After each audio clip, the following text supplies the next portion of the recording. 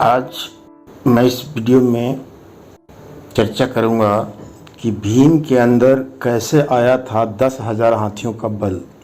नहीं जानते होंगे महाभारत से जुड़ा ये रहस्य। महाभारत में ऐसे कई योद्धा थे जो बेहद ही शक्तिशाली थे। उनका मुकाबला करना मतलब मौत को दावत देने के समान था। ऐसे ही एक योद्धा थे पांडुपुत्र भीम। कहा जाता है कि भीम के अंदर 10,000 हाथियों का बल था। लेकिन क्या आप जानते हैं कि एक साधारण मनुष्य की तरह दिखने वाला भीम के अंदर इतनी शक्ति आई कहां से?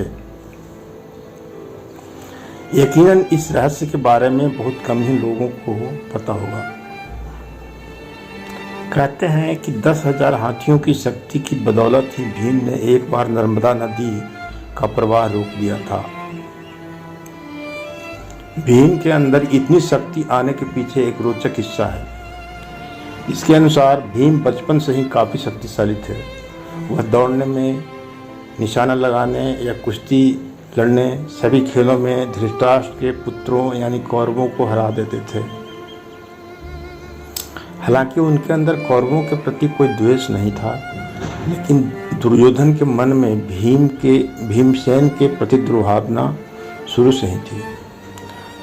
तब उसने उचित अवसर मिलते ही भीम को मारने का विचार किया। दुर्योधन ने एक बार खेलने के लिए गंगा तट पर शिविर लगवाया और उस स्थान का नाम रखा उदक क्रीडन।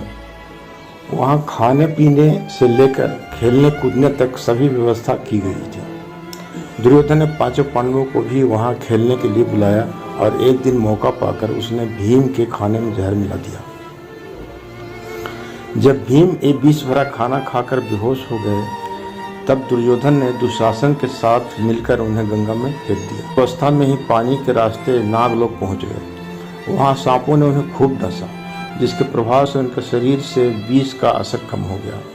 इसके बाद जब भीम को होश आया तो वो आसपास भयंकर सांपों को देखकर वो उन्हें मारने लगे, जिससे डरकर सभी सांप नागराज वासुकी के पास गए और उन्हें पूरी बात बताई। सारी बातें जान लेने के बाद नागराज वासुकी आर्यक नाग के साथ खुद भीम के पास गए। वहां जाते ही आर्यक नाग ने भीम को पहचान लिया।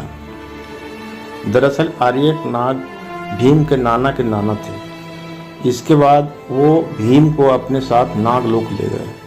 वहां उन्होंने नागराज वासुकी से भीम को उन कुंडों का रस पिलाने की आज्ञा मांगी, जिसमें हजारों हाथियों का बल था।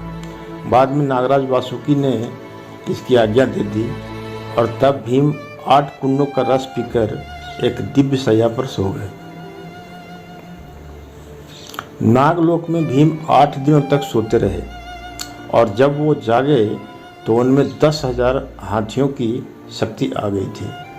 बाद में वो हस्तिनापुर पहुँचे और माता कुंती और अपने भाइयों को दुर्योधन द्वारा उन्हें विष देकर गंगा में फेंकने और नागलोक में जो कुछ भी हुआ सारी बातें बताई। तब युधिष्ठिर ने भीम से कहा कि वो यह बात किसी को भी न बताए। धन्यवाद। यदि यह कहानी आप लोगों को पसंद आई हो तो इस वीडियो को लाइक करें, शेयर करें और कृपया सब्सक्राइब भी कर दें। बेल आइकन भी दबाएं ताकि अगला वीडियो आपको तुरंत मिल सके। जय हिंद।